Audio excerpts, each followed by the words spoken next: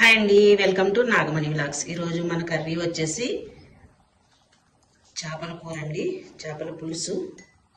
ఇప్పుడు మనం సాల్ట్ వేసుకున్నాము, అలాగే తర్వాత కొంచెం కారం అంటే ఒక 2 స్పూన్లు కారం వేసుకున్నాను. ఇప్పుడు 1 టీ స్పూన్ పసుపు వేసుకుందాము. ఇప్పుడు వీటిని కలుపుకుందామండి. ఇలాగా అంతా కలిసేటట్టు కలుపుకొని ఒక హాఫ్ అన్ అవర్ పక్కన పెట్టుకుందాం. ఈ లోపల మనం ఉల్లిపాయలు, అల్లం వెల్లుల్లి పేస్ట్ అన్నీ రెడీ చేసి పెట్టుకుందాము. చేపల పులుసు ఎలా ఉండాలో మంచిగా మీకు అమ్మటి చేపల పులుసు చేసి చూపిస్తాను. ఈరోజు వీడియోని స్కిప్ చేయకుండా చక్కగా చూడండి. కొన్ని ముక్కలే పులుసు వండుతున్నానండి, మిగతావి ఫ్రై కోసం పక్కన పెట్టాను. ఇవి మనం ఇలాగ ఒక హాఫ్ అన్ అవర్ పక్కన పెట్టుకుందాము, మిగతాది రెడీ చేసి పెట్టుకుందాం. మనకి కావాల్సిన మసాలా దినుసులు చూద్దామండి. ఇప్పుడు ధనియాలు 1 టీ స్పూన్ తీసుకున్నాను, ఒక 2 స్పూన్లు తీసుకున్నాను.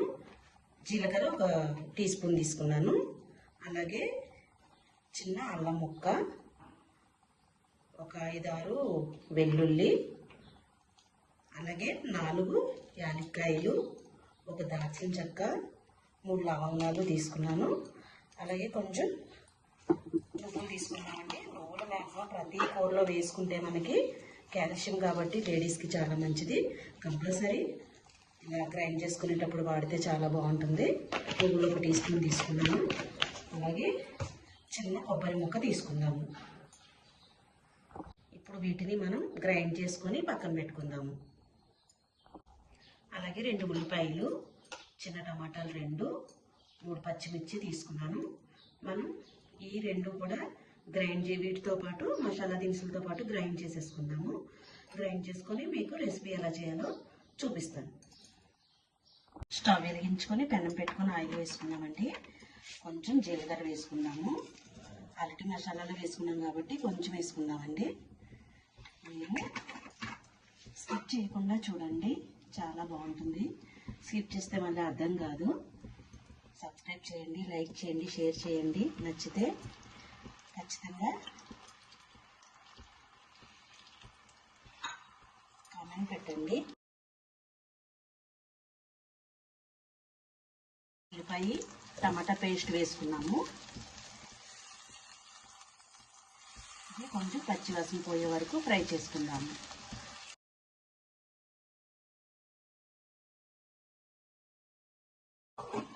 ఇప్పుడు మనము ఒక పెద్ద నిమ్మకాయ సైజ్ అంతా చింతపండుని నానబెట్టుకుని పక్కన పెట్టుకుందాం.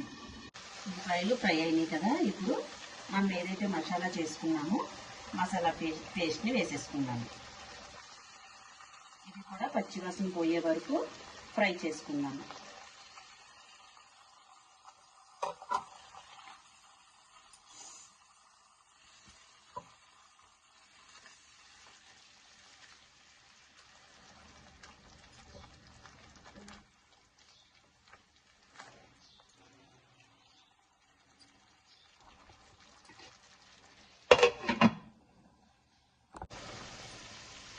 ఇప్పుడు ఇవి ఫ్రై అయినాయి కదా, మనం ఏదైతే ఫిష్ నానబెట్టుకొని పెట్టుకున్నామో ఫిష్ ముక్కలు వేసేసుకుందాము.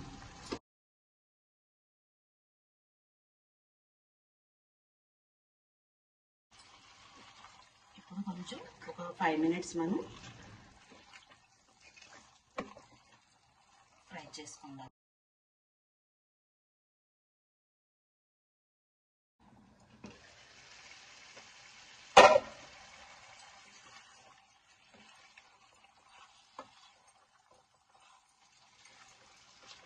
ఇంకా కొంచెం ఫ్రై చేసుకొని వాటర్ వేసుకుందాము.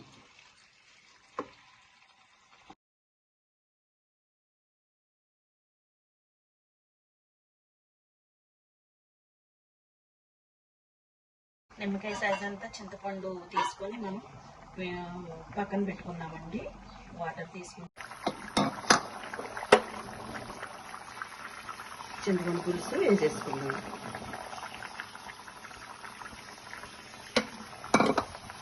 వద్దండి. చింతపండు పులుసు వేసుకున్నాక ఇలాగ ఒకసారి కదుపుకోవాలి. గరిటె పెడితే ముక్కలు విరిగిపోతాయి కదా, అందుకని ఇలా కదిపి ఒక 10 మినిట్స్ ఉడకబెట్టుకుందాము. ఉడకబెట్టుకొని మనం కొత్తిమీర వేసుకుందాం.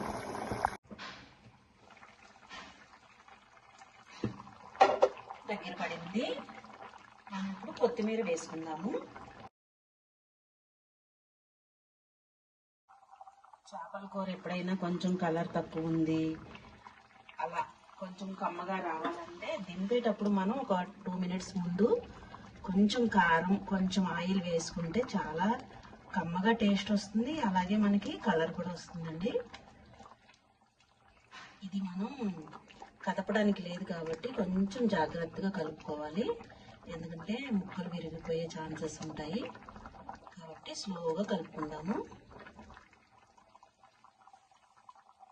సరిపోయాయి. కొంచెం సాల్ట్ వేసుకుందాం.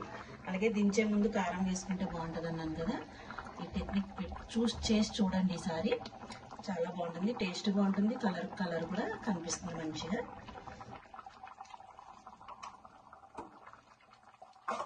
అలాగే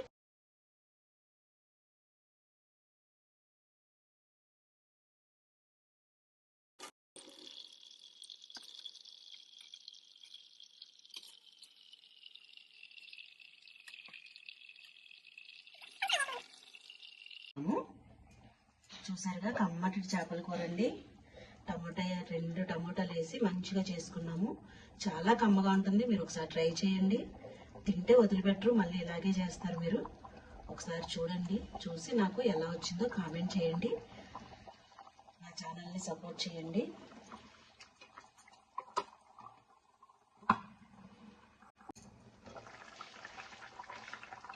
అయిపోయిందండి. చూసారా, చక్కగా దగ్గరికి వచ్చేసింది. చిక్కటి చేపల పులుసు రెడీ అయిపోయింది. ఇది మనం సర్వింగ్ బౌల్లోకి తీసుకోలేం కాబట్టి ఇలాగే సర్వ్ చేసేసుకుందాము. థ్యాంక్ యూ అండి నా వీడియో చూసినందుకు. స్కిప్ చేయకుండా చూడండి, అలాగే సపోర్ట్ చేయండి. ఛానల్ని సబ్స్క్రైబ్ చేయండి, లైక్ చేయండి, షేర్ చేయండి. థ్యాంక్ యూ అండి.